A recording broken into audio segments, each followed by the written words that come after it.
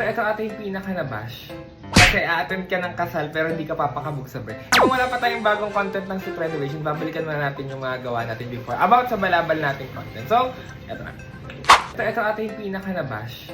Kasi a-attend ka ng kasal pero hindi ka papakabog sa bread. Ito naman, for clout lang naman yung ginawa kong title na to. Hindi ko naman talaga. Wala naman ako intento. Kahit sino naman. Wala naman ako intento. Kahit sino naman. May moment ko yun.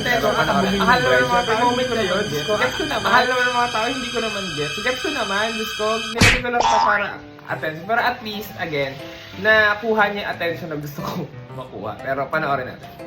I can have my Gucci on. Wala kung pang ilan to, kung pang ilan ko to sa ginawang look na to, pero compared to the look, oh my god.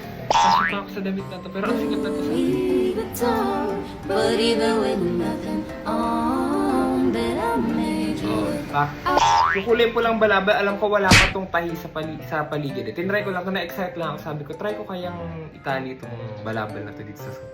I made you look, yeah, look good in my Versace dress. Tapos, etong sapatos na to, nakanganga na tong sapatos na to ngayon dahil hindi ko talaga pinapakuha na tong sapatos na to. Kahit so, sa lahat ng ginawa kong balabal content, ito yung sapatos na gamit ko at nagtatuloy ba. Bakit ka naka-rubber shoes? Kasi wala akong white shoes. Wala akong pambili ng white shoes eh. So, etong white shoes na yung meron ako. So, ito na yung lagi kong suot sa mga content.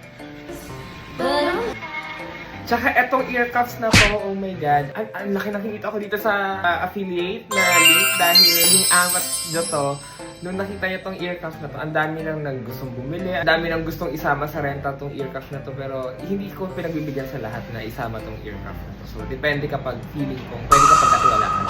Yung sinasabay sa renta.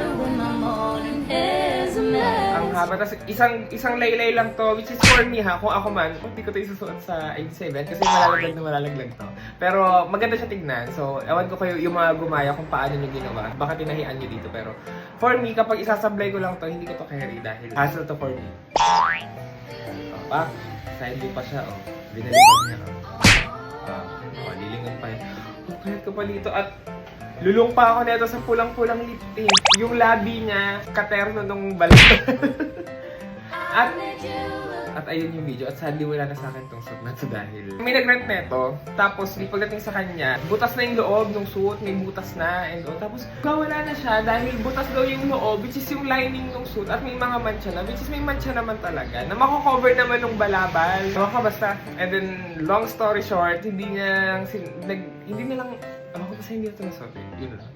Saan? Pero marami naman nang na-serve tong suit na to. At kung nasuot nyo to, congrats sa inyo. So, next video.